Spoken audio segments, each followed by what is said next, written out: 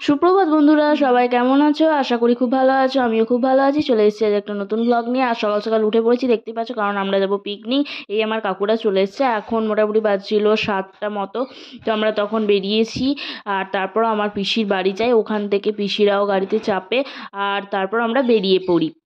তো অনেক দিন পর ঠিক হয়েছিল আমাদের পিকনিকের, প্রায় অনেক বছর পর একসাথে ফ্যামিলি মিলে আমরা পিকনিক করতে যাচ্ছি। তো বেশ ভালোই লাগছিল। আর জায়গাটা ঠিক হয়েছিল ম্যাসেঞ্জোর ড্যাম।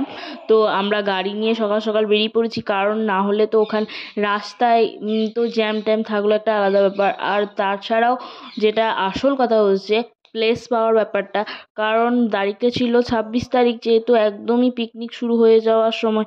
আর আমরা তা করতেই গল্প করতে করতে পৌঁছে গেছি এখানে। আর চারপাশটা দেখতেই পাচ্ছ, অনেকেই চলে এসছে।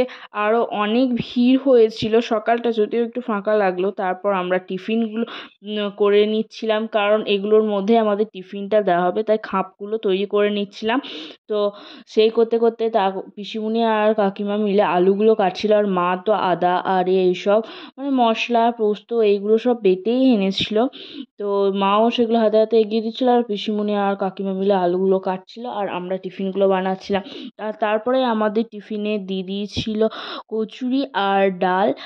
দারুণ খেতে ছিল এটা, যদিও পিসিমণির বাড়ি থেকে ওখান থেকে আনা হয়েছিল। আর এদেরকে আমি জিজ্ঞাসা করলাম যে কেমন হয়েছে, ওরা তো খেতেই ব্যস্ত, কিছুই উত্তর দিল না। তো আমরা সবাই আগে টিফিনটা সেরে নিই। আর তাছাড়াও টিফিনে আরও অনেক কিছুই ছিল, আমরা খেয়ে হয়তো শেষই করতে পারবো না, এমন অবস্থা হয়েছিল। তো আমরা কিছুটা রেখে দিয়েছিলাম, খেতে পারিনি। আর তারপর দেওয়া হয়েছিল আমাদেরকে নরেন গুড়ের রসগোল্লা। আমি তো আমার প্লেটটা ফেলে দিয়েছি, ওই জন্য পিসিমণির প্লেটেই নিয়ে নিয়েছি। সবাইকে একটা করে রসগোল্লা দিয়েছিল। আর তারপরে ছিল কলা, কেক আর একটা বুম। বুম মানে ভয় পেও না, ওটা হলো পিসিমণিদের বাড়িতে ওইখানে পাওয়া যায়, চপের মতোই। আর সেদ্ধ ডিমও ছিল। তো এইভাবে আমাদের টিফিনটা হয়েছে। আর এই থেকে ভাতও চাপিয়ে দিয়েছিল, ভাত অলমোস্ট হয়ে এসেছিলো। বাবা করছিল রান্নাটা, মানে বাবা যেখানে থাকবে সেখানে আমাদের বাবা রাঁধুনি হয়ে যায়, কারণ বাবার হাতের রান্না মানে অনেক সুন্দর। আর এটা একটা ব্যাপার হচ্ছে, আমার মাও ভালো রান্না করে আর বাবাও ভালো রান্না করে, ঠিক আছে? তো সেখানে মানে মা আর বাবা মিলে মাঝে মাঝে বিভেদ তৈরি হয়েছে, যে না তুমি ভালো রান্না করো কি আমি ভালো রান্না করি, মানে দুজনে মিলে এইভাবেই বিতর্ক করতে থাকে। এত আমরা মজা নিই, কারণ রান্নাটা তো ভালো হচ্ছে, ব্যাস এইটুকুই হবে। তারপর খাওয়া দাওয়া করে ভাই বোনেরা মিলে আমরা বেরিয়ে পড়েছিলাম। তো এখানে এত সুন্দর মনোরম পরিবেশটা ছিল, তোমাদের সাথে আমি পুরোটাই শেয়ার করছি, দেখো।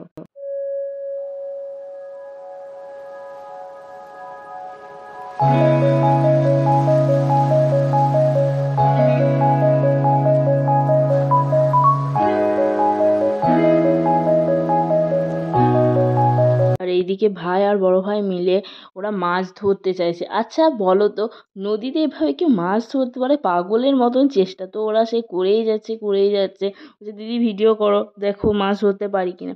তো চেষ্টা করেই যাক। এরপর আমরা ওখান থেকে উঠে আসি, আর তারপরে এখানে আমাদের কষা মাংস খাওয়া হয়। উফ, জাস্ট দারুণ ছিল। আর তারপরে মা বাবারা সবাই ঘুরতে বেরিয়ে যায়। আর আমি, আমার ভাই আর বড় ভাই আর ছোট ভাই মিলে আমরা 4জন মিলেই ছিলাম। আর ড্রাইভার কাকুটা ছিল। আর তারপর ঘুরে আসার পর ভাই কোক এনেছিল, ভাইয়ের জন্য কোকা কোলাটা ছিল, ওর থেকে একটু টেস্ট করতে দিল। কি জানি বাইরে থাকলেও একটু ভালোই ব্যবহার করা। তারপর আমাদের জন্য ছিল স্প্রাইট, তো আমরা সেটা খেয়ে নিই। আর লাঞ্চ 1টা 1:30টাকে তৈরি হয়ে যায়, আর আমরা খেতে বসে যাই। পাতা দিয়ে দেয় ভাত, সাদা ভাত একদম, আর আলু পোস্ত আর মাটন কষা, ব্যাস একদম সিম্পল রান্না। তারপর জমিয়ে খাওয়ার পর পোড়াতে পড়ে যায় একদম খেজুর কিশমিশ বাদাম দিয়ে চাটনি, আর তারপরে পড়ে যায় নয়নগুড়ের রসগোল্লা। খেয়ে নিয়ে একদম বেরিয়ে পড়ি একটু রেস্ট নিয়ে। তো মারা রে সব বোটে চাপতে গেছিলো, আর আমার তো ওসবে ভালো লাগে না অতটা। তো আমি সেই জন্য একটু শুয়ে শুয়ে রেস্ট নিচ্ছিলাম এখানে। আর তারপরে আমরা বেরিয়ে পড়েছিলাম। এখানে চলে এসেছি রাজনগর, এখানে ভদ্রকালী মন্দির। আমার এক বড় ভাই ও বলল যে এই মন্দিরটার ভদ্রকালী নাম হওয়ার কারণ হচ্ছে, রাজনগরে তো অনেক রানীর রাজা রাজদিদের বাড়ি আছে, রাজাদের আরে। তো ওদের একটা মেয়ে ছিল, তার নাম ছিল ভদ্রা। তো তার নাম অনুসারেই ভদ্রকালী নামটা দেওয়া হয়েছে। তো আমি এটা জানতাম না। ও বলল, আসলে ও একটু কবি কবি মানুষ, তো ওর বেশ ভালো অনেক কিছু নলেজ আছে। তো ওরা একটা চ্যানেল আছে, তোমরা ভিজিট করতে পারো, নাম কবিতা ঝুলি। বেশ সুন্দর কবিতা লেখে ও। তো তোমরা ওর চ্যানেলটা অবশ্যই ভিজিট করতে পারো। আমি ওর চ্যানেলের লিঙ্কটা আমার ভিডিওতে কোনো সময় শেয়ার করে দেবো। ঠিক আছে। আর এই যে দেখো চারপাশটাতে কত সুন্দর কারুকার্য করা আছে, বেশ সুন্দর। তোমাদের সাথে আমি পুরোটাই শেয়ার করছি, তোমরা দেখো।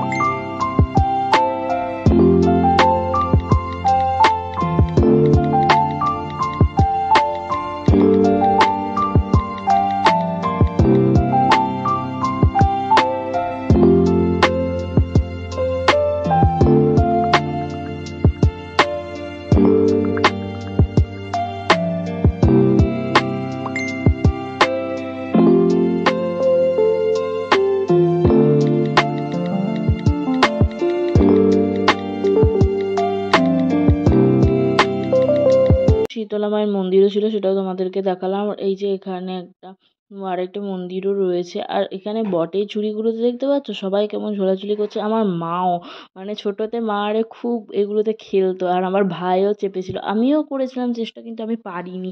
আমি পাগুলো ঘষা যাচ্ছিল, সেই জন্য আমি পারিনি ঠিকঠাক। তারপর আমরা পিসিমণির বাড়ি চলেছি, আর ওখানে যে কি কাণ্ড হয়েছে দেখো।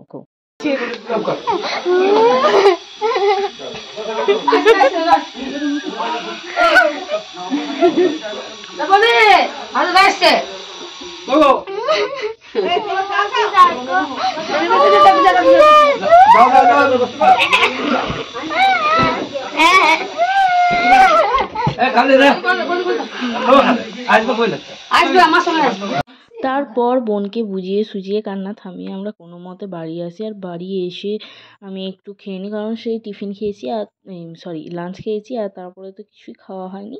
সেই জন্য এই কেকটা আরে বেঁচেছিল টিফিনের, ওটাই খেয়ে নিচ্ছি কফি দিয়ে। তো আজকের ভ্লগটা যদি ভালো লাগে একটা লাইক কমেন্ট আর শেয়ার করে দিও। আরও নতুন নতুন ভ্লগ আসতে চলেছে, সেগুলোর জন্য যারা আমার চ্যানেলটি এখনও সাবস্ক্রাইব করনি তারা আমার চ্যানেলটি সাবস্ক্রাইব করে বেল আইকনটি প্রেস করে পাশে থেকো। দেখা হচ্ছে পরবর্তী কোনো আর্ট অ্যান্ড ক্রাফট ভিডিও নিয়ে বা কোনো ভ্লগ নিয়ে। তো আজকের মতো এই পর্যন্তই, টাটা বা।